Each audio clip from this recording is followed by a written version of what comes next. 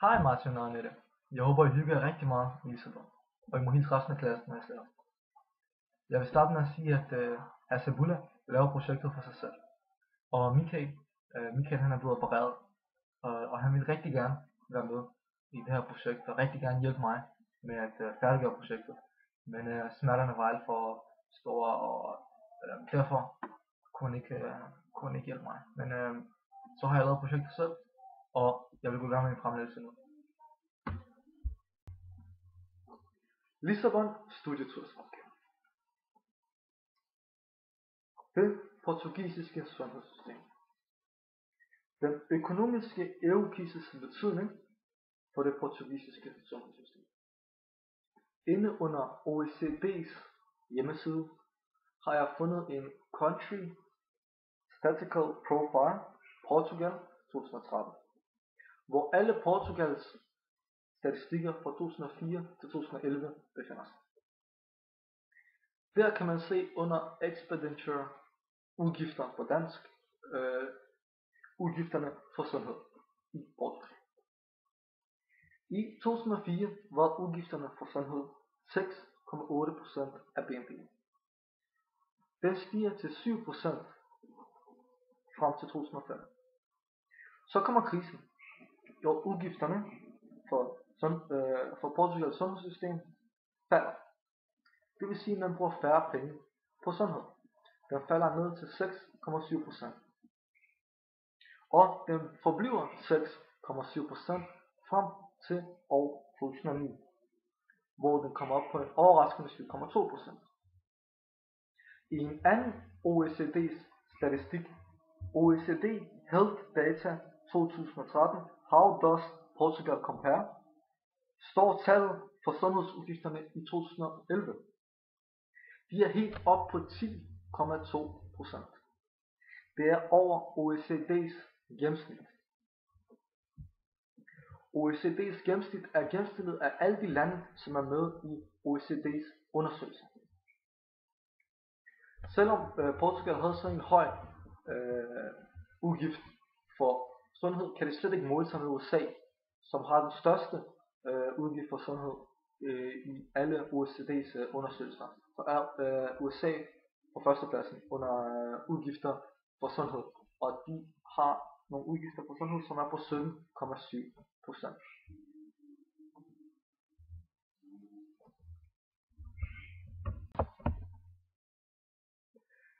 Eurokrisen har i bund og grund ikke sat Portugal så meget tilbage. Den har i bund og grund været en smule positiv for Portugal, fordi at antallet af sygeplejersker næsten er blevet tredobbelt. Det kan være fordi at en del sygeplejersker flytter ud fra deres oprindelige land og måske flytter til Portugal. Under vores DIU-introduktion havde vi et foredrag med Christian Friis Bach, som er minister for udviklingsbistand.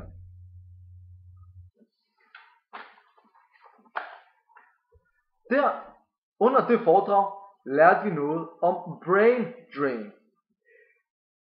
Der fandt vi ud af, at for eksempel i Gambia er det kun 33% af de sygeplejersker, som er uddannet hjemme, som arbejder hjemme. Resten, det vil sige 66%, er flyttet ud i den store verden, og jeg tror, at nogle af dem har ramt Portugal. Ellers vil antallet af deres sygeplejersker ikke næsten være tredobbelt.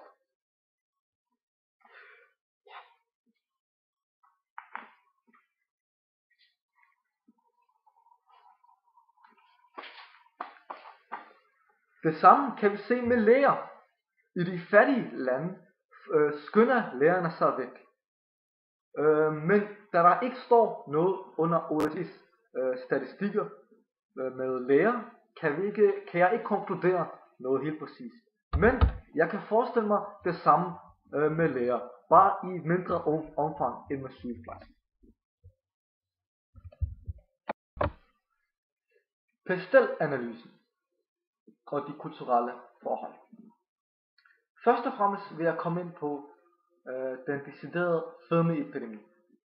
i verdens mere udviklede lande med USA i top. Denne fedmeepidemi er en produktion af mangel på fysisk aktivitet og usunde kostvaner. Fedmeepidemiproblemet var før begrænset til områder med høje indkomst. Men på grund af globaliseringen er omfanget af problemet blevet øget. Diabetes er i mange tilfælde en livsstilssygdom. Derfor er det en logisk konsekvens, at antallet af diabetikere vil være stigende på grund af denne fedmeepidemi. I 2009 kom IDF med deres diabetes atlas, hvor der er angivet, at der i år 2030 vil være 50% flere diabetikere. USA er et kæmpe diabetesområde, men det er ikke det største. Det overgås af Kina og Indien, som er de største diabetesområder/ markeder. Det viser vigtigheden i at investere i de mindre udviklede lande.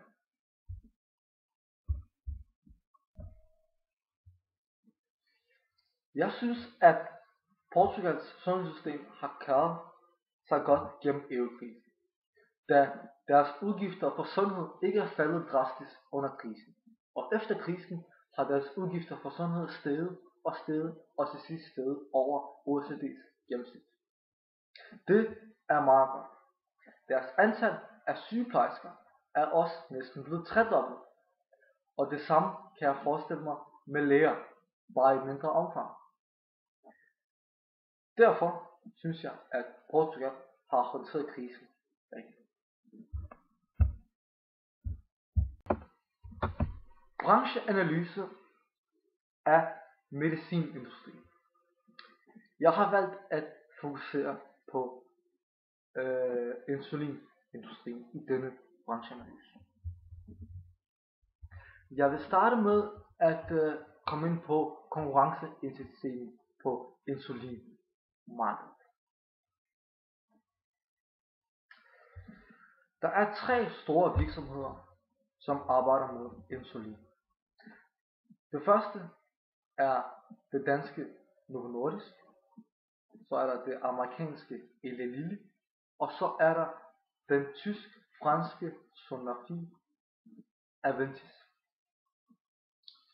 Hvis vi kigger på totalmarkedet for insulin, så er Novo Nordisk markedsleder med 51% af markedet, mens Eli Lilly har 23% og Sanofi Aventis har 22%. De sidste 4% er andre små, næsten ubetydelige virksomheder.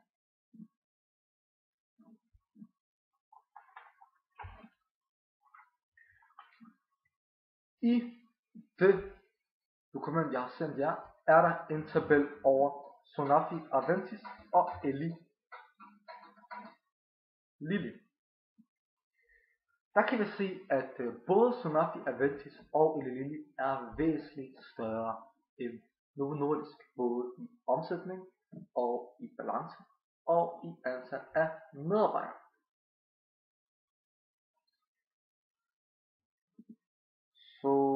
Så Sanofi Aventis har et produkt, som de er meget afhængige af. Det er nemlig Lantus. Lantus er i direkte konkurrence med Novo Nordisk Levomir, som begge er langtidsvirkende insulinprodukter. Men Lantus har solgt væsentligt mere end Levomir. Lantus har nemlig solgt mere end alle de produkter, som Novo Nordisk har solgt til sammen i år 2009.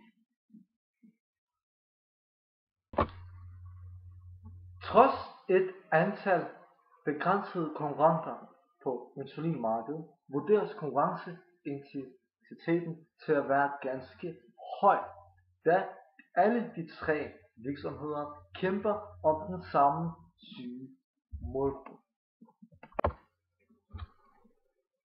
Leverandørens forhandlingsstyrke. Leverandørens forhandlingsstyrke vurderes til at være begrænset, da virksomheder på insulinmarkedet har rigtig mange leverandører. For eksempel har Novo Nordisk 38.000 leverandører. 38.000 er et stort tal, og derfor er leverandørens forhandlingsstyrke vurderet til at være begrænset. Kundernes forhandlingsstyrke er endnu mere begrænset end leverandørens forhandlingsstyrke, fordi at kunderne faktisk er afhængige af insulin. Når først behovet for insulin opstår, kan man ikke rigtig anvende substituerende produkter. Så skal man anvende insulin, og derfor har de en meget lille forhandlingsstyrke. Det kan selvfølgelig ikke udelukkes, at sundhedsvæsener og store organisationer, som køber stort ind på sin insulinvirksomhed, har en større forhandlingskraft end den enkelte forbruger.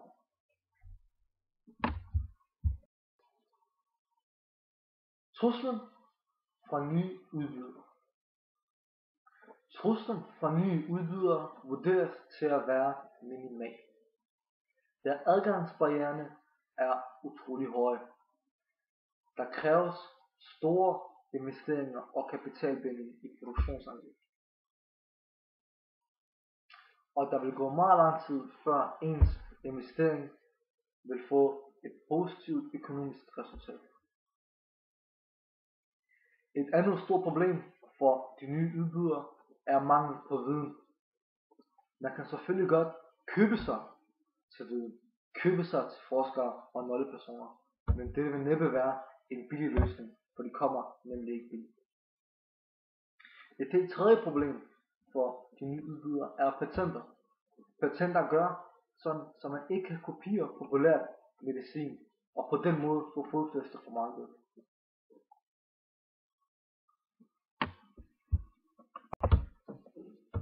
Truslen fra substituerende produkter. Når vi skal tale om truslen fra substituerende produkter, bliver vi nødt til at tale om type 1 diabetes og type 2 diabetes. Personer med type 1 diabetes er afhængige af insulin, så der kommer de substituerende produkter ikke så langt. Så for type 1 patienter er der ingen trussel fra substituerende produkter.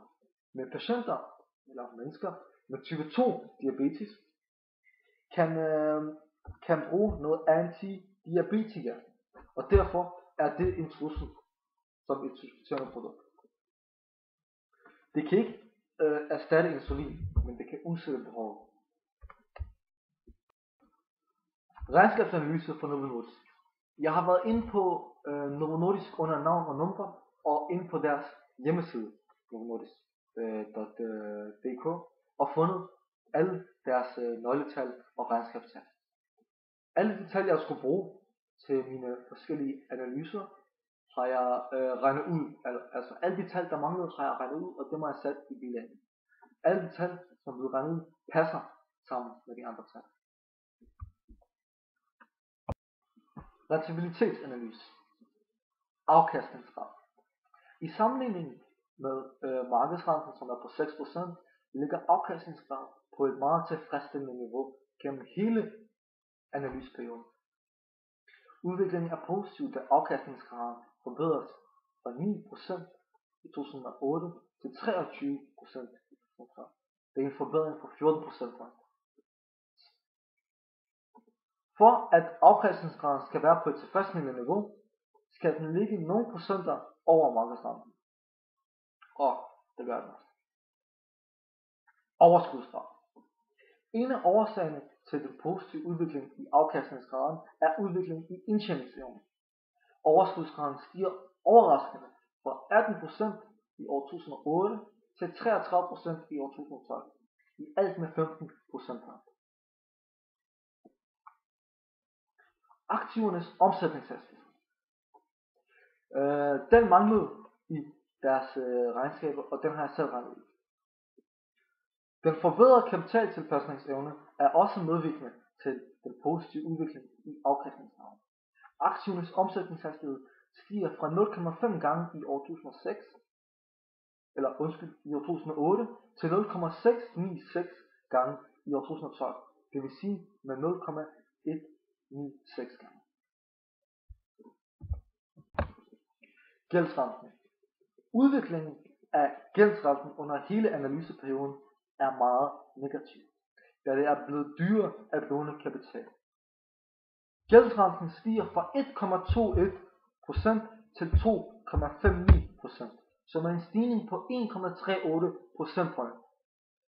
Dette kan skyldes stigende rentesatser eller en værre finansieringsstruktur i finansiering med fremmed kapital, det vil sige gæld. Egenkapitalsforrentning.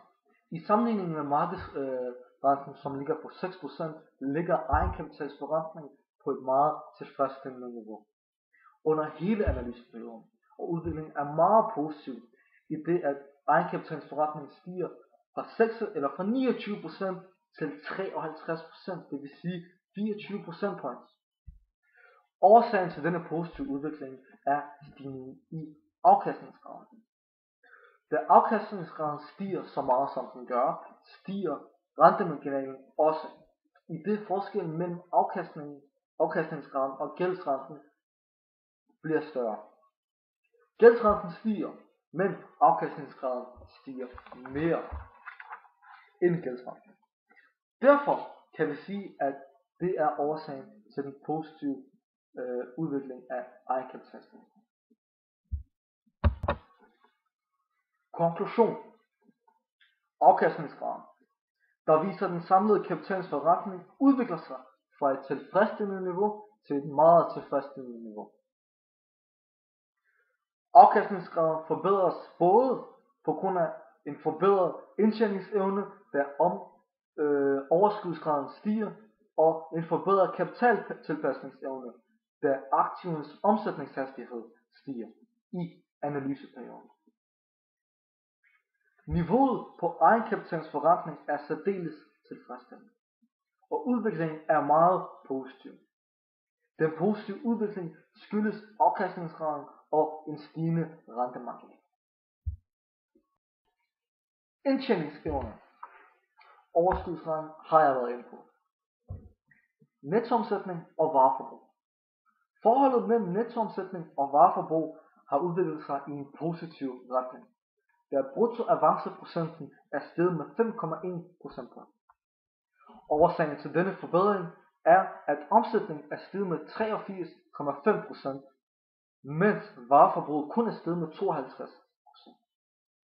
Mulige forklaringer på den stigende bruttoavanceprocent kan være stigende salgspriser, eller faldende kostpriser, eller et bedre produktmix, eller en lavere svindprocent. Udviklingen i forholdet mellem nettoomsætning og vareforbrug har haft en positiv indvirkning på overskudsgraden.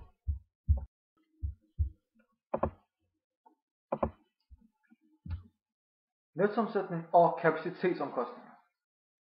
Nettoomsætningen stiger med 83,5%, mens kapacitetsomkostninger kun stiger med 0,5%. Årsagen til denne beskedne stigning er, at de andre eksterne omkostninger faktisk er faldet med 12%, og afskrivninger er kun steget med 5%, mens personaleomkostninger er steget med 24%. Men det er også fordi, at Novo Nordisk har ansat rigtig mange nye medarbejdere.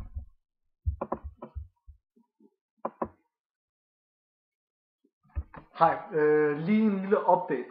Jeg har glemt at sige i det sidste klip, at i den opgave, som jeg har afleveret, så mangler der faktisk udregningen og analysen af nettoomsætning og kapitalomkostninger og bruttofortjenesten og kapitalomkostninger. De er ikke blevet sat ind ved en fejl. Men jeg vil stadig kommentere dem her, fordi at jeg har nemlig lavet dem. Så har vi udvikling i forhold til bruttofortjeneste og kapacitetsomkostninger. de er gået i en positiv retning. Da bruttofortjenesten er steget med 96%, mens kapacitetsomkostninger kun er steget med 1,5%. Bruttofortjenesten for anvendt kapacitetskrone er steget fra 0,47% til 0,65%.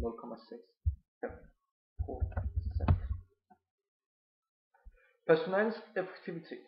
Personalets effektivitet er blevet forbedret, da omsætningen per lønkrone er steget med 1,93 kroner, og resultat per lønkrone er steget med 1,13 kroner, som næsten er en fordobling. Da der fra 2008 til 2012 er blevet ansat 1.310 nye medarbejdere, er deres omsætning per fuldtidsansat steget fra 2,54% til 4,15 kroner. Steget fra 2,54 kroner til 4,15 kroner. Og resultatet per fuldtidsansat er steget fra 0,9 til 1,79 kroner.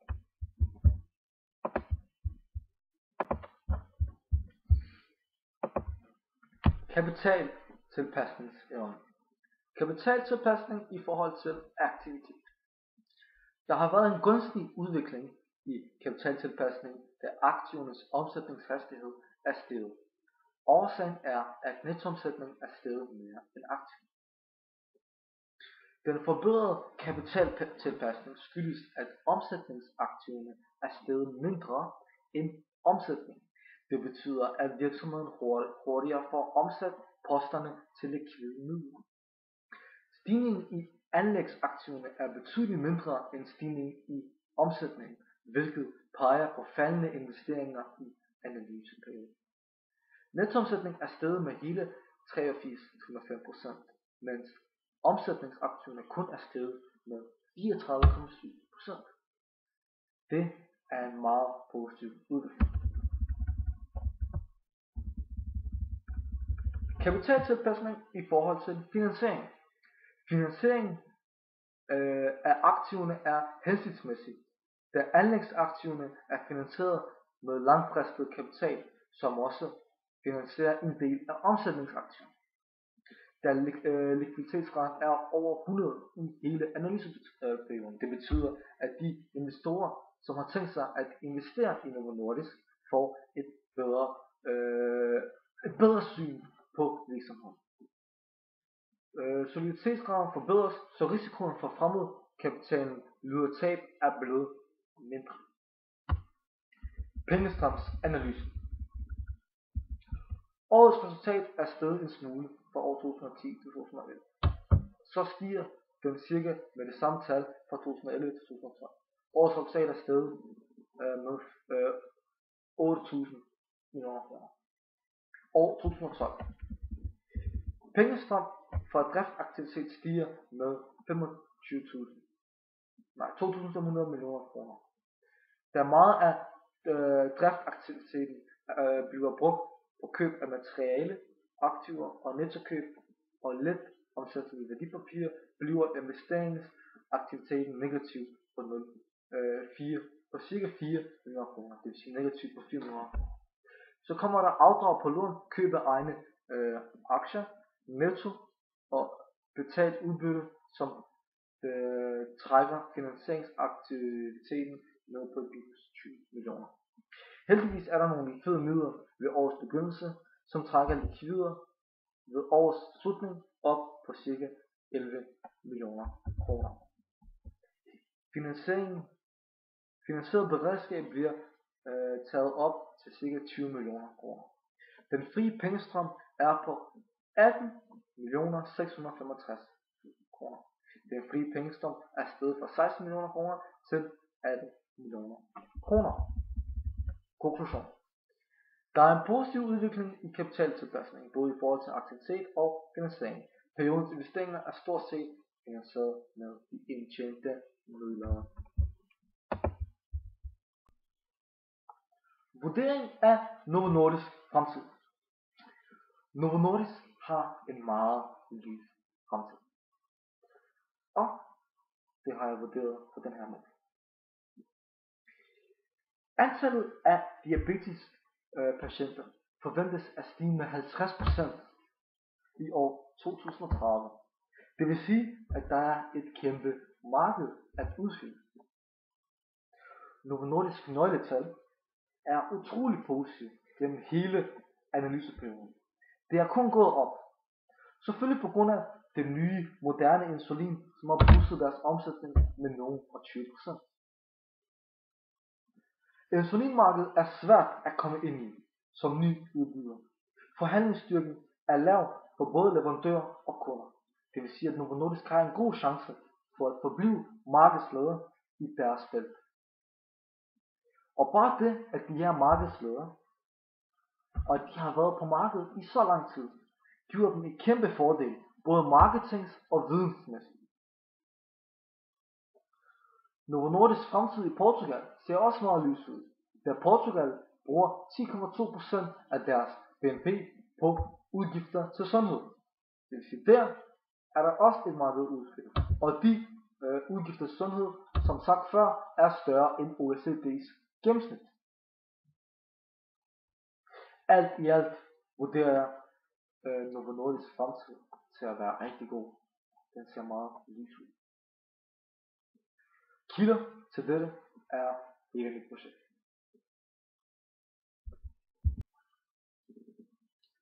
Det var så mit projekt. Jeg håber, at I har nydt det lige så meget som mig. Jeg må sige, at det har været svært, da jeg skulle lave det hele selv. Svært, men godt. I har sikkert masser af spørgsmål, som I vil stille. Derfor synes jeg, at I skal lave en video med jeres spørgsmål og sende den til mig. Men det vurderer I selv. Håber I kunne høre mig i mine videos. Håber jeg var klar og tydelig, og I forstod alt, det jeg sagde. Forresten har jeg fået inspiration til mine Porterspy Forces og min bestil af en værdiansættelse af Novo Nordisk, som er lavet af Aarhus Universitet. Den er sat ind som kilder i min opgave. Jeg vil også bare gerne sige det her, så der ikke bliver nogen forvirring senere. Ja, det var det. Tak for den gang.